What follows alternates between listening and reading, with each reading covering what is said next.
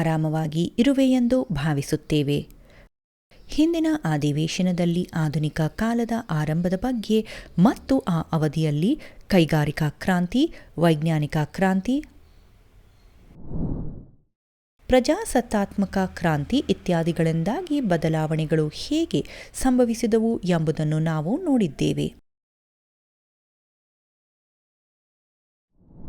ಪ್ರಜಾಪ್ರಭುತ್ವ ಮತ್ತು ರಾಷ್ಟ್ರೀಯ ಕ್ರಾಂತಿ 1718 ಎಂಬ ವಿಷಯದಿಂದ ಬ್ರಿಟನ್ನಲ್ಲಿ ಪ್ರಜಾಸತ್ತಾತ್ಮಕ ಸರ್ಕಾರವನ್ನು ಸ್ಥಾಪಿಸಲು ಸಂಘರ್ಷವು ಹೇಗೆ ಕಾರಣವಾಯಿತು ಎಂಬುದನ್ನು ನಾವು ಈಗ ನೋಡೋಣ.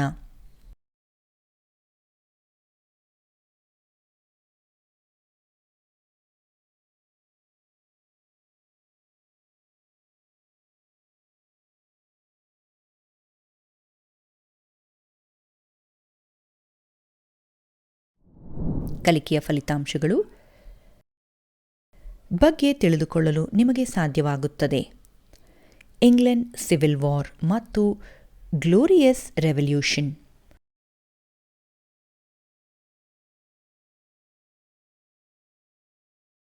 ಅಮೆರಿಕನ್ ಸ್ವಾತಂತ್ರ್ಯ 1774ರಿಂದ 1789 ಸಿಇ. ಅಮೆರಿಕದ ಸ್ವಾತಂತ್ರ್ಯದ ಘೋಷಣೆ. ಪ್ರಮುಖ ಪದಗಳು: ಗಣರಾಜ್ಯ, ಅಲ್ಲಿ ರಾಜ್ಯದ ಮುಖ್ಯಸ್ಥರು ಪ್ರಜಾಸತ್ತಾತ್ಮಕವಾಗಿ ಚುನಾಯಿತಿ ಅಧ್ಯಕ್ಷರಾಗಿದ್ದಾರೆ, ರಾಜನಲ್ಲ.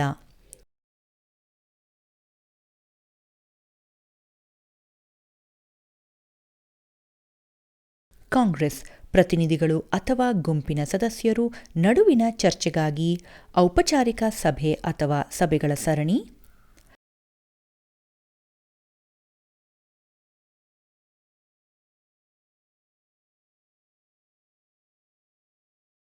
ರಾಜವಂಶ, ಒಂದೇ ಕುಟುಂಬದ ಅಥವಾ ಗುಂಪಿನ ಆಡಳಿತಗಾರರ ಅನುಕ್ರಮ.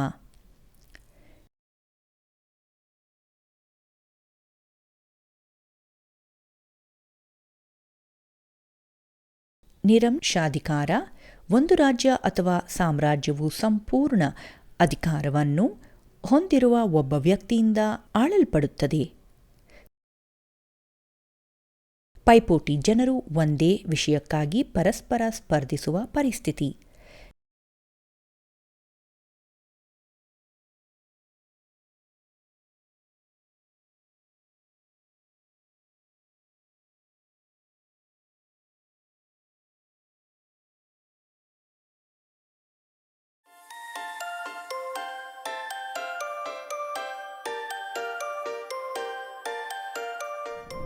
ಇಂಗ್ಲೆಂಡ್ ಅಂತರ್ಯುದ್ಧ ಮತ್ತು ಅದ್ಭುತ ಕ್ರಾಂತಿ.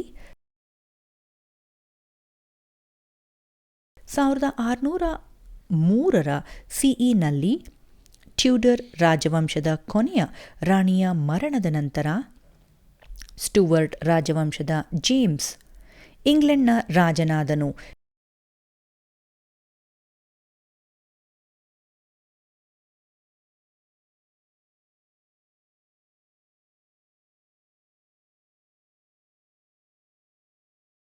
ಯಾವುದೇ ತೆರಿಗೆಯನ್ನು ವಿಧಿಸಲು ಅಥವಾ ಹೊಸ ಕಾನೂನುಗಳನ್ನು ಅನುಮೋದಿಸಲು ರಾಜನಿಗೆ ಈ ಸಂಸ್ಥಿನ ಅನುಮೋದನೆಯ ಅಗತ್ಯವಿತ್ತು.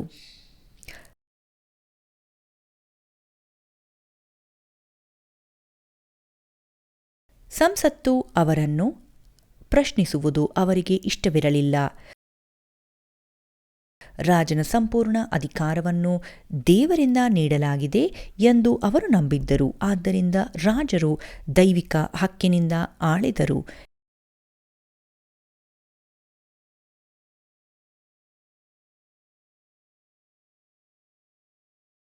ಇದನ್ನು ಡಿವೈನ್ ರೈಟ್ ಥಿಯರಿ ಎಂದು ಕರೆಯಲಾಯಿತು.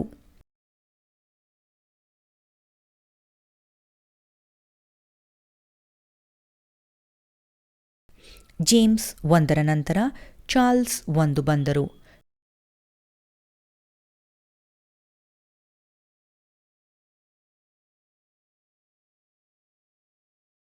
ಚಾರ್ಲ್ಸ್ ಒಂದು ಸಂಸತ್ತನ್ನು ವಿಸರ್ಜಿಸಿದರು ಮತ್ತು ಯಾವುದೇ ಸಂಸತ್ತು ಇಲ್ಲದೆ 11 ವರ್ಷಗಳ ಕಾಲ ಆಡಳಿತ ನಡೆಸಿದರು. ಆದರೆ 1640 ಸಿಇನಲ್ಲಿ ಕೆಲವು ಯುದ್ಧಗಳನ್ನು ಹೋರಾಡಲು ಅವನಿಗೆ ಹಣದ ಅಗತ್ಯವಿತ್ತು. ಹಾಗಾಗಿ ವಿಶೇಷ ಅನುದಾನ ಪಡೆಯಲು ಸಂಸತ್ತನ್ನು ಕರೆಯುವಂತೆ ಒತ್ತಾಯಿಸಲಾಯಿತು.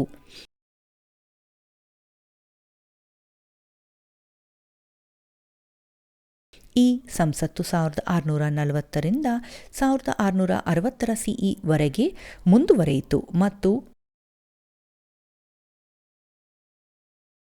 ಆದ್ದರಿಂದ ಇದನ್ನು ದೀರ್ಘ ಸಂಸತ್ತು ಎಂದು ಕರೆಯಲಾಗುತ್ತದೆ.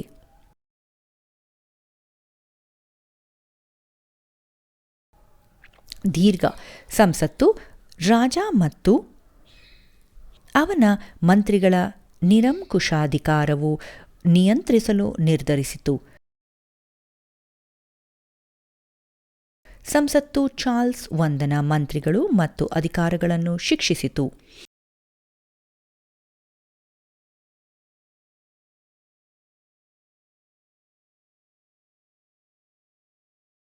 ಇದು ರಾಜನಿಂದ ರಚಿಸಲ್ಪಟ್ಟ ವಿಶೇಷ ನ್ಯಾಯಾಲಯಗಳ ಕೆಲಸವನ್ನು ನಿಲ್ಲಿಸಿತು. ಚಾರ್ಲ್ಸ್ ಒಂದು ಸಂಸತ್ತಿನೊಳಗಿನ ಭಿನ್ನಾಭಿಪ್ರಾಯಗಳ ಲಾಭವನ್ನು ಪಡೆದರು ಮತ್ತು ಸಂಸತ್ತಿನಲ್ಲಿ ತಮ್ಮ ವಿರೋಧಿಗಳನ್ನು ಬಂಧಿಸಲು ಪ್ರಯತ್ನಿಸಿದರು.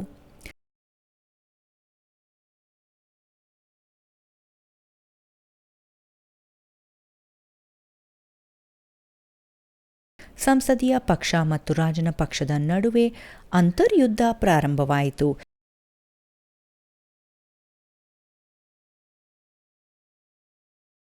ಇದು 5 ವರ್ಷಗಳ ಕಾಲ ನಡೆಯಿತು. ಅಂತಿಮವಾಗಿ 1649 ಸಿಇನಲ್ಲಿ ಚಾರ್ಲ್ಸ್ ಒಂದು ಸೋಲಿಸಲ್ಪಟ್ಟರು ಮತ್ತು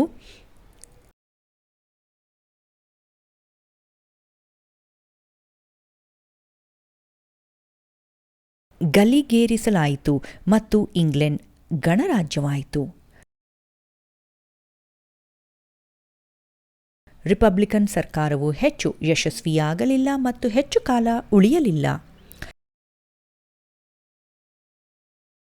1688 ಸಿಇನಲ್ಲಿ ಅರೇಂಜ್ನ ಮಿಲಿಯಂ ಮತ್ತು ಅವರ ಪತ್ನಿ ಮೇರಿ ಚಾರ್ಲ್ಸ್ ಒಂದರ ಮೊಮ್ಮಗಳು ಇಂಗ್ಲೆಂಡ್ನ ಸಿಂಹಾಸನವನ್ನು ಆಕ್ರಮಿಸಲು ಸಂಸತ್ತಿನಿಂದ ಆಹ್ವಾನಿಸಲಾಯಿತು.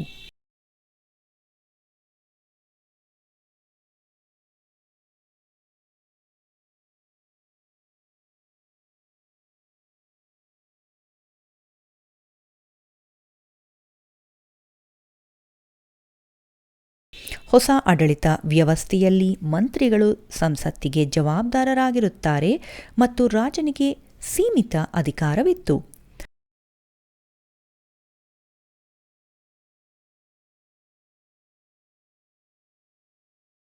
ಇದು ಇಂಗ್ಲೆಂಡ್ನಲ್ಲಿ ಸಂಸದೀಯ ಪ್ರಜಾಪ್ರಭುತ್ವದ ಆರಂಭ.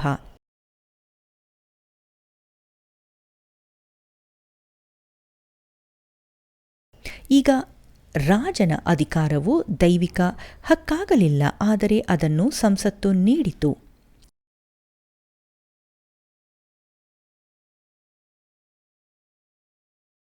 ಇದನ್ನು ಸಾಂವಿಧಾನಿಕ ಪ್ರಜಾಪ್ರಭುತ್ವ ಎಂದು ಕರೆಯಲಾಯಿತು.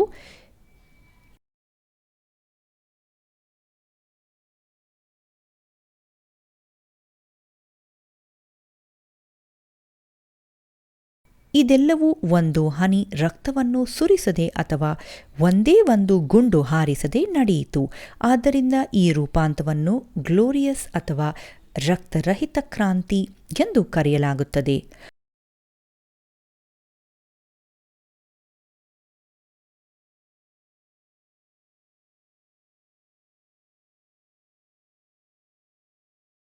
ಅಮೆರಿಕನ್ ಸ್ವಾತಂತ್ರ್ಯ 1774ರಿಂದ 1789 ಸಿಇ. 1492 ಸಿಇನಲ್ಲಿ ಕೊಲಂಬಸ್ ಅಮೆರಿಕನ್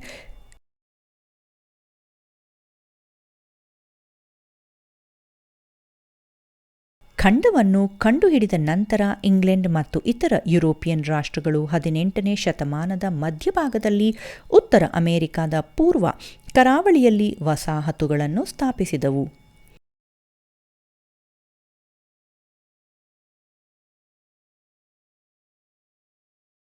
13 ರಾಜ್ಯಗಳು ಬ್ರಿಟಿಷರ ವಸಾಹತುಗಳಾಗಿ ಮಾರ್ಪಟ್ಟಿದ್ದವು.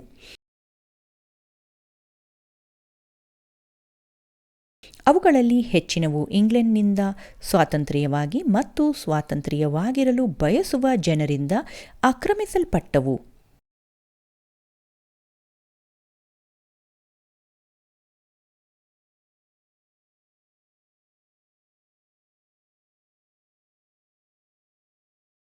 ಅವರು ಅಮೆರಿಕಾಗೆ ತೆರಳಿದರು ಮತ್ತು ಭೂಮಿಯನ್ನು ಬೆಳೆಸಲು, ಸಣ್ಣ ಕಾರ್ಯಗಳನ್ನು ನಡೆಸಲು ಮತ್ತು ವ್ಯಾಪಾರವನ್ನು ನಡೆಸಲು ಅಲ್ಲಿ ನೆಲೆಸಿದ್ದರು.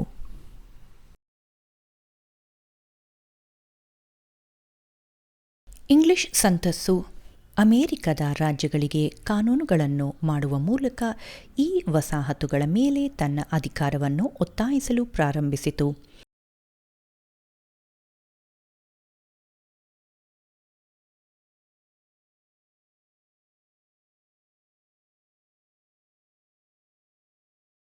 ಆದರೆ ಆ ರಾಜ್ಯಗಳ ಜನರು ಸಂಸತ್ತಿಗೆ ನಡೆದ ಚುನಾವಣೆಯಲ್ಲಿ ಮತ ಹಾಕಲಿಲ್ಲ.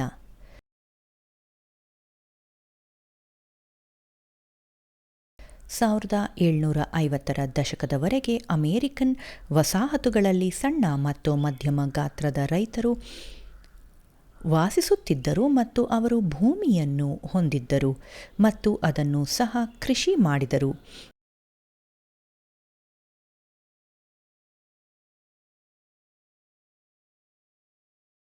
ಇದು ಹೆಚ್ಚಿನ ಸಂಖ್ಯೆಯ ಕುಶಲಕರ್ಮಿಗಳು ಮತ್ತು ವ್ಯಾಪಾರಿಗಳನ್ನು ಹೊಂದಿತ್ತು.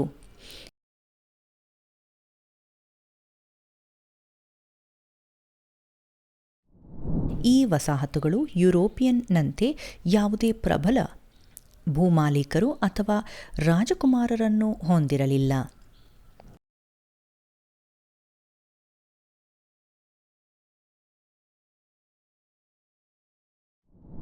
ಹೀಗಾಗಿ ಜನರಲ್ಲಿ ಸಮಾನತೆಯ ಮಟ್ಟ ಇತ್ತು.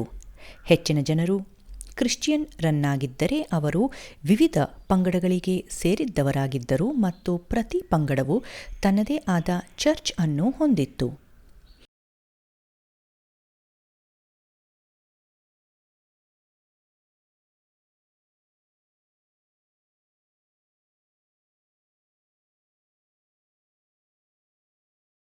ಇದರರ್ಥ ಪುರೋಹಿತರಿಗೆ ಯುರೋಪಿಯನ್ನಲ್ಲಿರುವ ಅಧಿಕಾರ ಮತ್ತು ಸಾಮಾಜಿಕ ಸ್ಥಾನಮಾನ ಇರಲಿಲ್ಲ.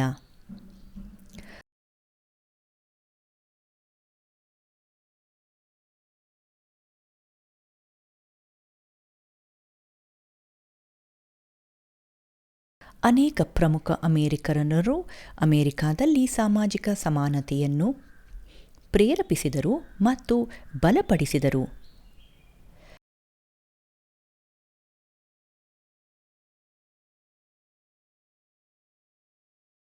ಟಾಮ್ ಪೈನ್ ಮತ್ತು ಥಾಮಸ್ ಜೆಫರ್ಸನ್ ಅವರಂತಹ ಅನೇಕರು ರಾಜಕೀಯ ಸಮಾನತೆ ಮತ್ತು ಎಲ್ಲ ಜನರಿಗೆ ಚಿಂತನೆಯ ಸ್ವಾತಂತ್ರ್ಯಕ್ಕಾಗಿ ಸಕ್ರಿಯವಾಗಿ ಪ್ರಚಾರ ಮಾಡಿದರು.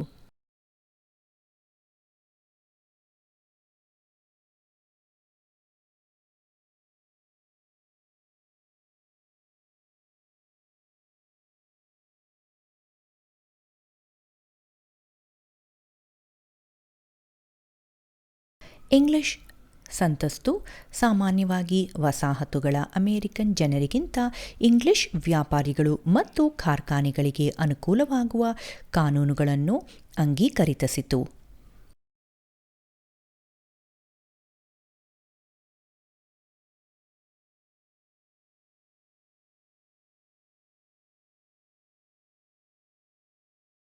ಆದ್ದರಿಂದ ಅಮೆರಿಕದ ವಸಾಹತುಗಳು ಪ್ರಾತಿನಿಧ್ಯವಿಲ್ಲದೆ ತೆರಿಗೆ ಇಲ್ಲ ಎಂಬ ಘೋಷಣೆಯನ್ನು ಎತ್ತಿದವು.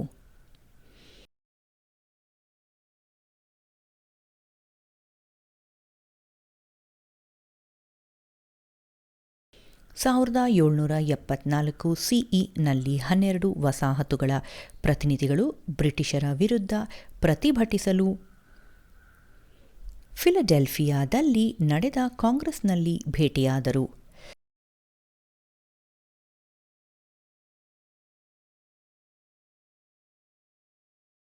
ಅವರು ತಮ್ಮ ಹಿಂದಿನ ಹಕ್ಕುಗಳನ್ನು ಪುನಃ ಸ್ಥಾಪಿಸಲು ಕಿಂಗ್ ಜಾರ್ಜ್ III ವಿನಂತಿಸಿದರು. ಆದರೆ ರಾಜನು ಹಾಗೆ ಮಾಡಲು ನಿರಾಕರಿಸಿದನು ಮತ್ತು ವಸಾಹತುಗಳನ್ನು ನಿಗ್ರಹಿಸಲು ಪ್ರಯತ್ನಿಸಿದನು.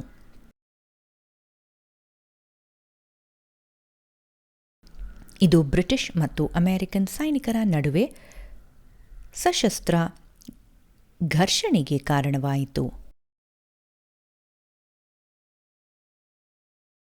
ಎರಡನೇ ಕಾಂಗ್ರೆಸ್ ಕೂಡ ಶಾಂತಿಯುತ ಪರಿಹಾರವನ್ನು ಕೊಂಡುಕೊಳ್ಳಲು ಪ್ರಯತ್ನಿಸಿತು. ತಮ್ಮ ಅನುಮತಿ ಇಲ್ಲದೆ ತೆರಿಗೆಗಳನ್ನು ವಿಧಿಸದಂತೆ ಅವರು ರಾಜನಿಗೆ ಮನವಿ ಮಾಡಿದರು. ಅವರು ಜಾರ್ಜ್ ವಾಷಿಂಗ್ಟನ್ ಅವರನ್ನು ವಸಾಹತುಗಳ ಸಶಸ್ತ್ರ ಪಡೆಗಳ ಮುಖ್ಯಸ್ಥರಾಗಲು ನಿರ್ಧರಿಸಿದರು.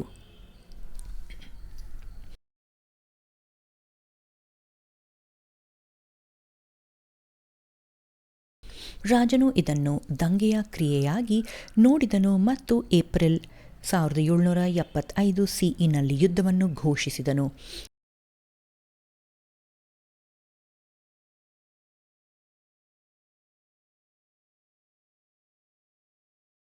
ಅಮೆರಿಕನ್ನರು ಅಂತಿಮವಾಗಿ ಫ್ರಾನ್ಸ್ನ ಮಿಲಿಟರಿ ಸಹಾಯದಿಂದ ಅಕ್ಟೋಬರ್ 1781 ಸಿಇನಲ್ಲಿ ಯುದ್ಧವನ್ನು ಗೆದ್ದರು.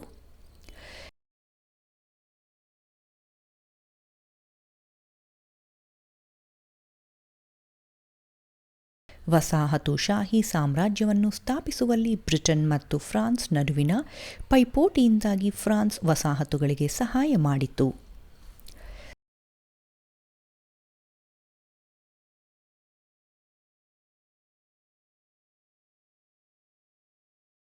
ಸಾವಿರದ 1783 ಸಿಇನಲ್ಲಿ ಬ್ರಿಟನ್ ಪ್ಯಾರಿಸ್ ಒಪ್ಪಂದಕ್ಕೆ ಸಹಿ ಹಾಕಿದ ನಂತರ ಮತ್ತು ಅದರ 13 ವಸಾಹತುಗಳ ಸ್ವಾತಂತ್ರ್ಯವನ್ನು ಗುರುತಿಸಿದ ನಂತರ ಅಮೆರಿಕದ ಸ್ವಾತಂತ್ರ್ಯದ ಯುದ್ಧವು ಕೊನೆಗೊಂಡಿತು.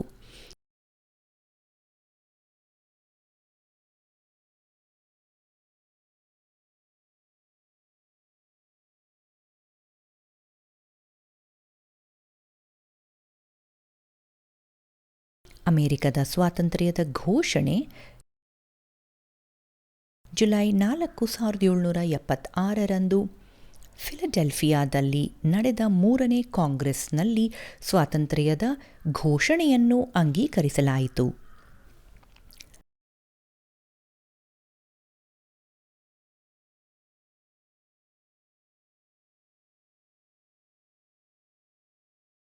ಥಾಮಸ್ ಜೆಫರ್ಸನ್ ಈ ಘೋಷಣೆಯ ಪ್ರಮುಖ ಲೇಖನ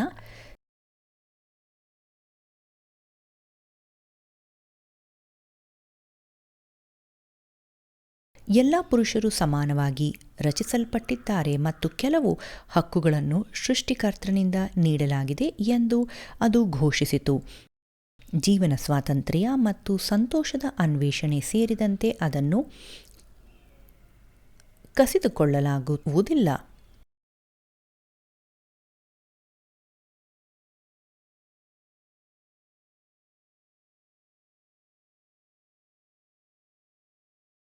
ಸಾವಿರದ 1789 ಸಿಇನಲ್ಲಿ ಯುನೈಟೆಡ್ ಸ್ಟೇಟ್ಸ್ ಆಫ್ ಅಮೆರಿಕಾ ಸರ್ಕಾರವು ರಿಪಬ್ಲಿಕನ್ ಸಂವಿಧಾನವನ್ನು ಅಂಗೀಕರಿಸಿತು.